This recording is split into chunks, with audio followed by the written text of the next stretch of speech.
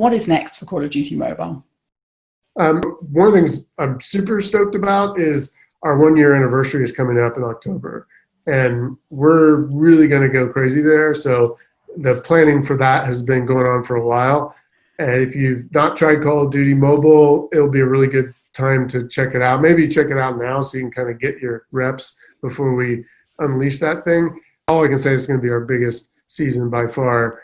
And there's some really, really cool stuff happening to like the core stuff in the meta that you love right now. And if you're going through that weapon progression and stuff, there's some really cool stuff to come on that the team is really, really excited about, and they'll kill me if I say anything more about it. But yeah, those are the kinds of things we're leaning into soon. But if you are playing right now, there's some cool stuff in store for the first anniversary. You said there that you've kind of you've taken player feedback into account as you've been kind of going along and iterating. And obviously you're at, I think, if I'm correct, 250 million installs. So obviously, you launched, you had that initial period where everybody was blown away and did think this is as good as we dared to dream. How do you then keep them engaged? How do you make sure that they don't just bounce off the title? Well, live operation is really the heart and soul of what keeps the game interesting and exciting day after day. So it's one thing to get the gameplay, the core sort of gameplay experience to a level that really can engage people and get them coming back for more. But for us, it's like not enough to just have that. And I think for our players, it's not enough to just have a great experience for the first few weeks. There's an expectation that the game's going to remain fresh, and whether it's new modes, and we're frequently trying new modes in the game, new maps. There's a ton of new maps that have gone into the game, new event types, tons of new weapons and characters. I mean, every month we've actually switched our live cadence. There's an example of one of our recent seasons, Once Upon a Time in Rust. We've switched to a monthly cadence on these seasons, and you can just see the amount of stuff. This is in 1 month that's introduced fresh and new into the game, whether it's all new maps, whether it's the modes, the characters, the weapons, all this stuff. And then boom, the next month starts, we have a whole new theme, whole new set of content. Radio Activision is the season that just ended. So for those of you who are playing, you've probably collected a lot of this stuff already through playing and engaging. And we just launched a brand new season kind of last night today, which is The Forge. So this is our brand new season.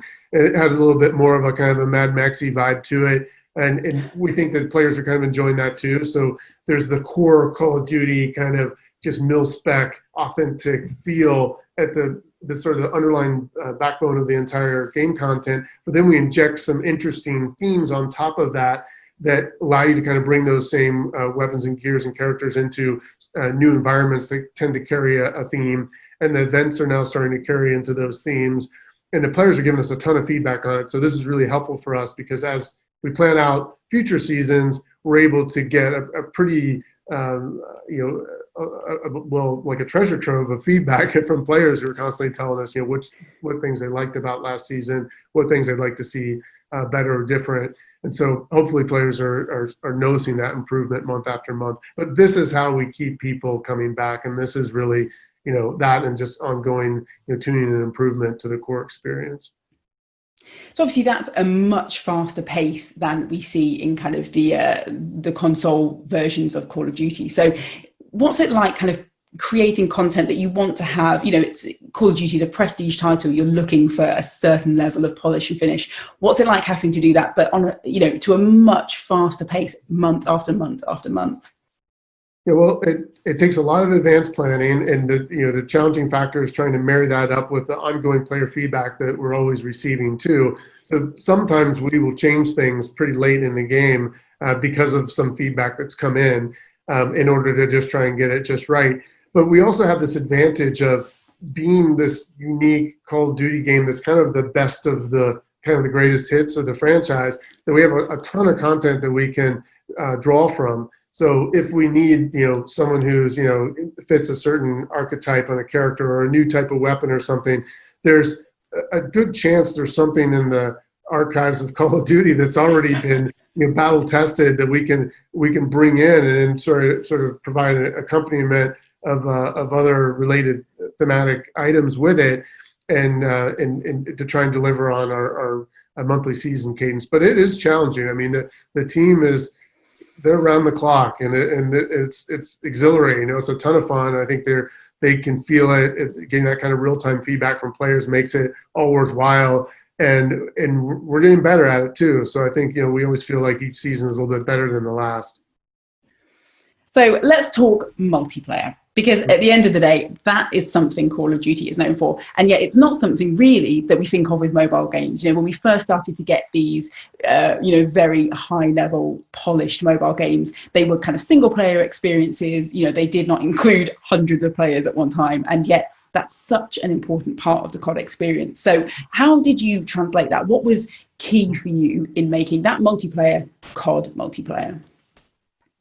Honestly, the MP, we kind of internally call it MP, which is like the suite of like 5-on-5 modes predominantly. There's some other, we have 2v2 gunfight and some other modes that are also kind of at that same level of like intensity. That's where we started. I mean, that was the thing that we wanted to get right. And it is what people think of when they go back through the annals of time, like their favorite Call of Duty game. It was those moments playing MP with their friends and their rivals that they remember the most. And so that was our top priority. We had MP up and running and sort of getting that to fun before any UI was anywhere near presentable, before any other modes that you might have seen in the game were even stood up. And it continues to be the thing that we hammer on the most. If you play any other games in the space, Call of Duty Mobile is very unique in offering this type of gameplay at such a level of quality. So we are proud of that, and we also feel like it's a responsibility to make sure we keep it that way and keep it tight and fresh at all times. So that's where we started, and the control is really this kind of touches on controls, because MP is so frenetic, to use that word again, and visceral, that the controls just have to be super tight. And that forced a lot of decisions, I think, early on focusing on control and so forth. And the gunplay, everything kind of interacts with that. But one advantage we have, I think, is that so many of the maps were sort of battle tested by previous Call of Duty players and previous Call of Duty games, that we were able to just adapt them slightly to mobile to make sure the performance was there, to make sure that the frame rate, the responsiveness, the flow, everything was just right. But it's largely what you would see if you were firing up the same map on a big screen.